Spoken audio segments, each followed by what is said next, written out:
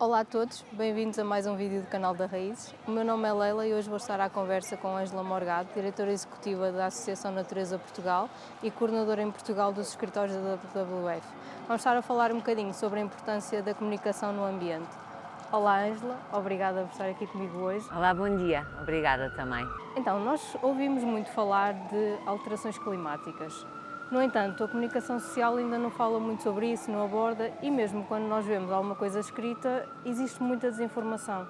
Por que razão é que estas coisas acontecem? Porque é que, sendo uma coisa que existe e que é real, porque é que não é mais comunicado? Eu diria que tenho uma visão um pouco diferente, eu acho que as alterações climáticas é a questão ultimamente que aparece mais nos mídias. As questões ambientais, por natureza, não aparecem muito nos mídias, porque os mídias estão preocupados com as questões económicas, sociais e, portanto, isto tem a ver com a agenda política. No entanto, eu acho que as alterações climáticas, por acaso, são a questão que aparece mais nos mídias. Aquilo que não aparece nos mídias, que devia aparecer, que é extremamente relevante, é a degradação acelerada da natureza, a perda de natureza. Isso não é comunicado. Isso é digamos que um vazio de informação para as pessoas não sabem, desapareceram 70% das espécies que nós temos nos últimos 60 anos. Não sabem que os sistemas de água desapareceram em 80% nos últimos 50 anos. Portanto, essa perspectiva do declínio dos recursos naturais, do declínio da natureza, que é a base de toda a vida, é que é pouco comunicada nos mídias. As alterações climáticas são comunicadas porque há catástrofes de tempo, em termos de meteorologia, e por isso têm sido mais comunicadas. Mas a grande questão aqui, a par das alterações climáticas, e para nós, é a perca acelerada da natureza e dos recursos naturais. E é isso que as pessoas têm que ser informadas para perceberem que o planeta tem limites, que os nossos recursos têm limites e que um uso responsável dos recursos do planeta pode parar e travar esta degradação da natureza. Mas e por que será que isso acontece? Porque é que nós não ouvimos falar disso nas notícias, então? O fenómeno das alterações climáticas tem sido politicamente mais agarrado pelos chefes de Estado, tem a ver com todos os acordos, primeiro o Protocolo de Kyoto, depois o Acordo de Paris, portanto há uma série de acordos para o clima que os chefes de Estado têm agarrado na sua agenda política. A questão da degradação da natureza, da perda de natureza, não tem sido assim e por isso há um vazio de informação.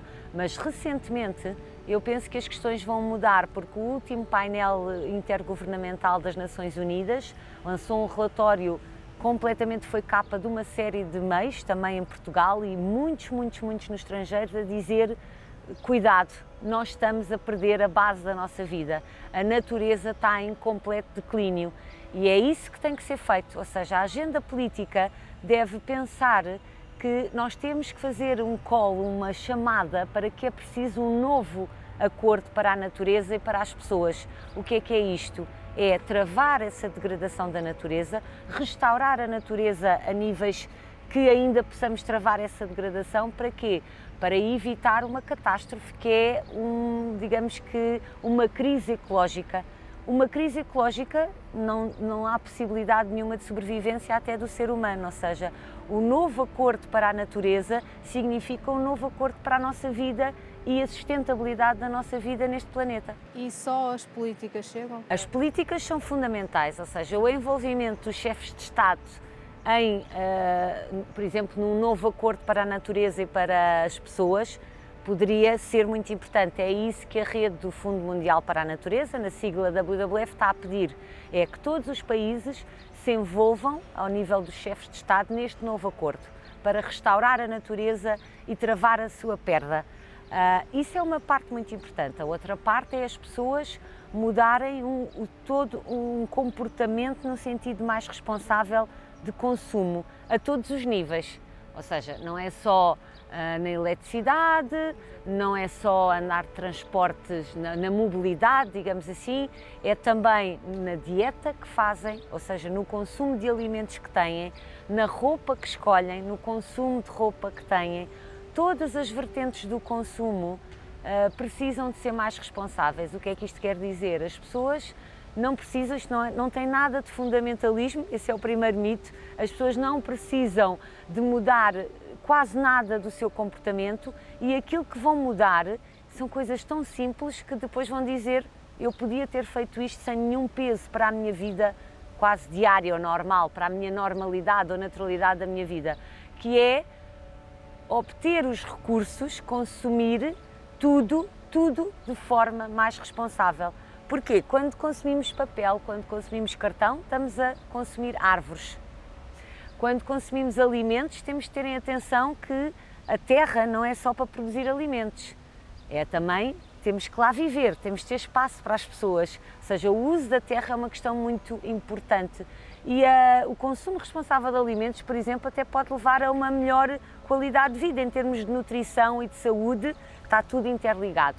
Quando dizemos vou comprar se calhar roupa todas as semanas ou todos os meses, também temos que pensar um bocadinho, porque a produção excessiva de qualquer recurso, por exemplo, de moda, também põe em causa os limites do planeta. Ou seja, o que nós pedimos às pessoas, e é essa educação, nós todos temos que contribuir para este novo acordo para a natureza e para as pessoas, como repensando a nossa forma de consumir os recursos naturais, consumindo mais responsavelmente, e isso não nos vai custar nada. Eu concordo totalmente com isso, mas sinto que ainda existe muito pouca consciência por parte do cidadão comum.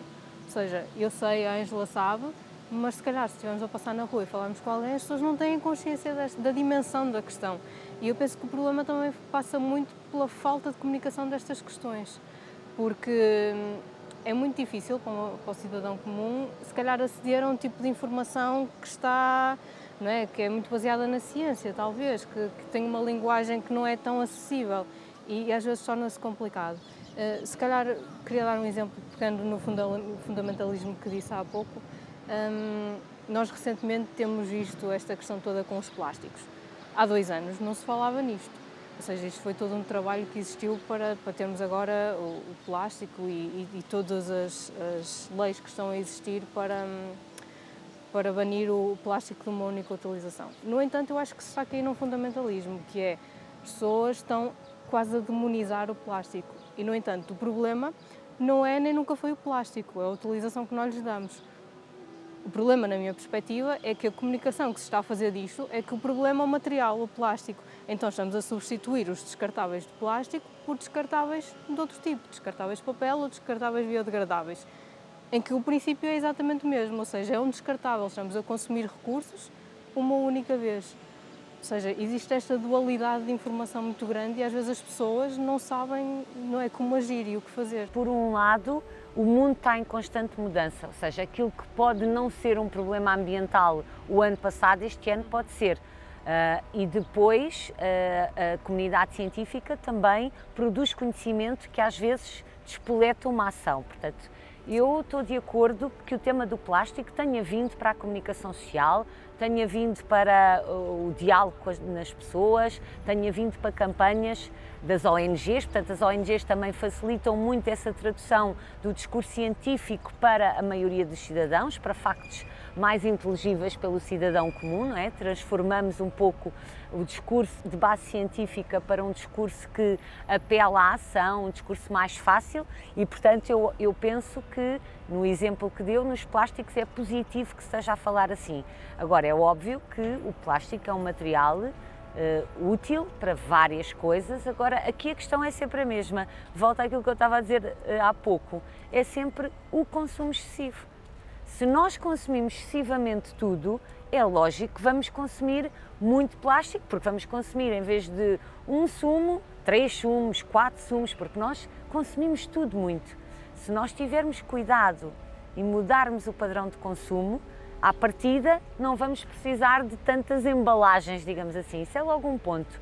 Segundo ponto, nós também temos que perceber que o que é reutilizável, falta informação ao consumidor sobre isso, que embalagens é que eu posso utilizar mais uma vez, que alternativas eu tenho.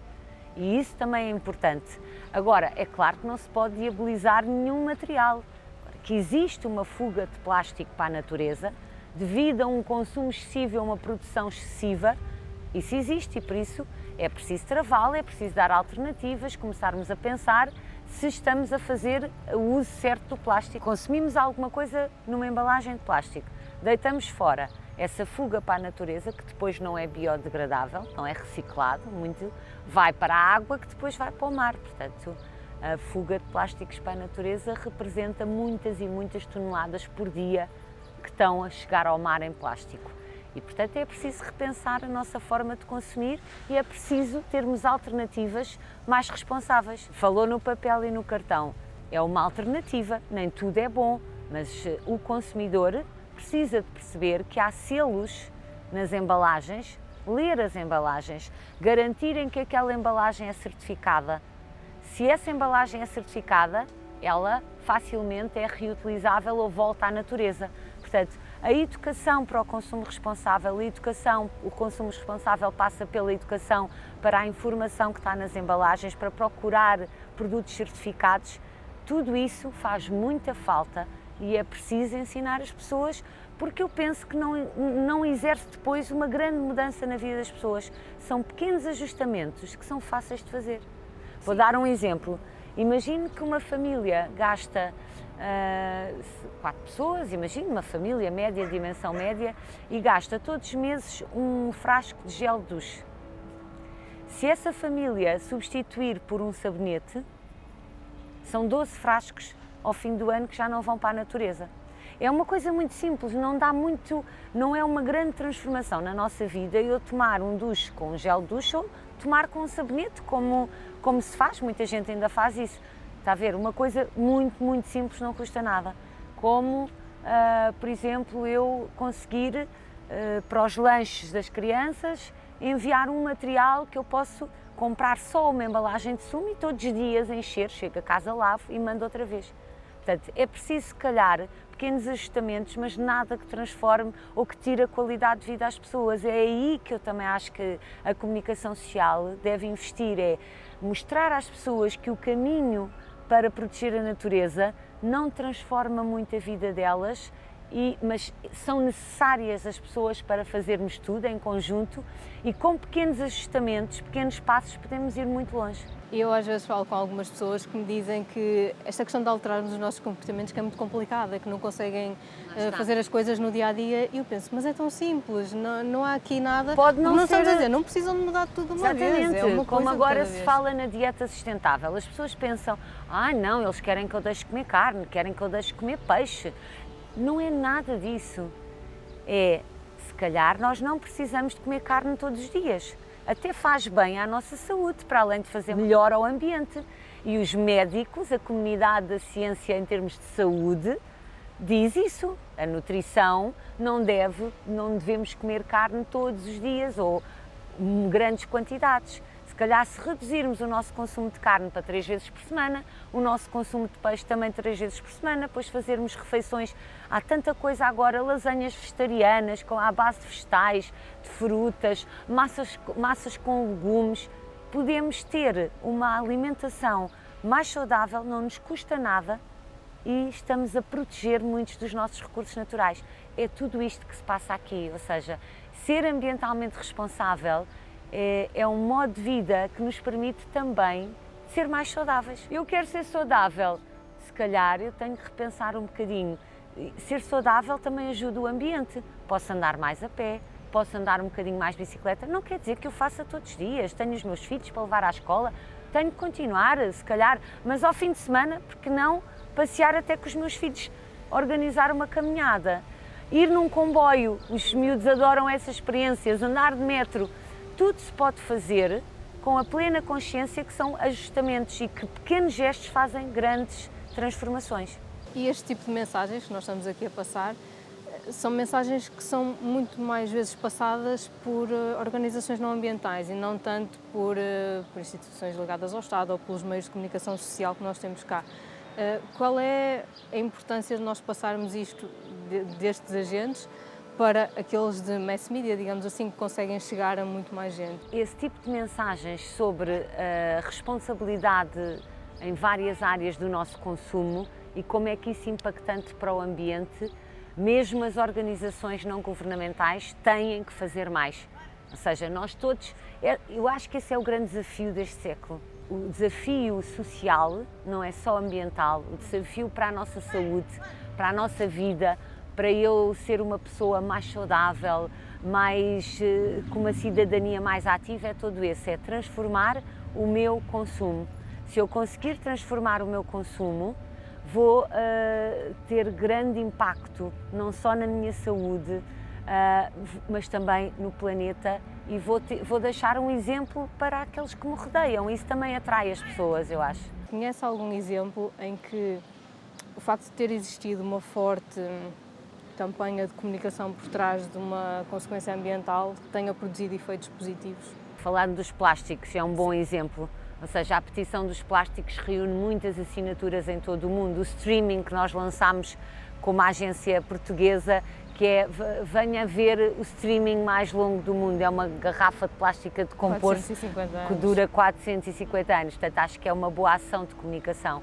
Outra boa ação de comunicação, por exemplo, teve a ver com o envolvimento dos cidadãos europeus para travar a mudança da diretiva Aves e Habitats, que é a diretiva que protege toda a natureza da Europa. Essa consulta pública, nós pedimos às pessoas, não deixes que mudem a legislação, tu precisas de uma legislação que proteja a tua natureza. Não é para proteger nada, é só a natureza, não o contrário. E, portanto, isso movimentou muitos europeus, foi a consulta pública mais, digamos que mais pessoas, mais participada da Europa, em toda a história da União Europeia. Porquê? Porque várias ONGs, que essa também é, eu acho que o futuro, é as ONGs cooperarem em mensagens fortes e cooperarem em temas-chave, e conseguimos mobilizar os cidadãos para dizer à Comissão Europeia: eu não quero a lei que protege a natureza alterada. Esse é outro bom exemplo. A Diretiva Quadro de Água é outro exemplo. Também queriam repensar e alterar as leis que protegem a nossa água. Novamente, a WWF e outras ONGs em todo o mundo, que depois em Portugal também ficou ativa essa campanha, pediram às pessoas: assinem esta petição, participem nesta consulta pública para não mudarem as leis que protegem a nossa água, porque toda a gente quer natureza, quer jardins, quer florestas, quer paisagens inspiradoras, quer rios onde pode tomar banho, rios livres, quer toda aquela inspiração, a magnitude da natureza. Mas se não fizermos alguma coisa, tudo isso vai desaparecer. Agora, eu penso que estamos a tempo de travar essa degradação da natureza e fazermos algo muito simples que vai dar frutos nesse sentido. Eu também concordo, senão não andávamos aqui a fazer nada, não é? É verdade. E eu acho o vosso trabalho extraordinário. Aliás, eu baseio-me em muitas das vossas informações para fazer o meu trabalho, portanto isso é ótimo, porque eu acho que nós não podemos trabalhar separados, nós temos que trabalhar em conjunto, porque é muito mais fácil nós chegarmos longe se estivermos todos a lutar pela mesma coisa. O século XXI vai ser, penso eu, que para travar grandes problemas, não só a nível ambiental, acho que a cooperação vai ser muito importante, que todos os agentes em várias áreas, com o conhecimento que têm, cooperem e o cidadão também responda a isso para travarmos, e a parte ambiental é essa, portanto, se cooperarmos todos conseguimos restaurar a natureza e repor estes valores naturais que tanto queremos. Obrigada, Ângela, por ter estado aqui connosco hoje. Obrigada eu pela oportunidade e desejo a todos que pensem um bocadinho que não custa nada ajudar a melhorar o nosso planeta.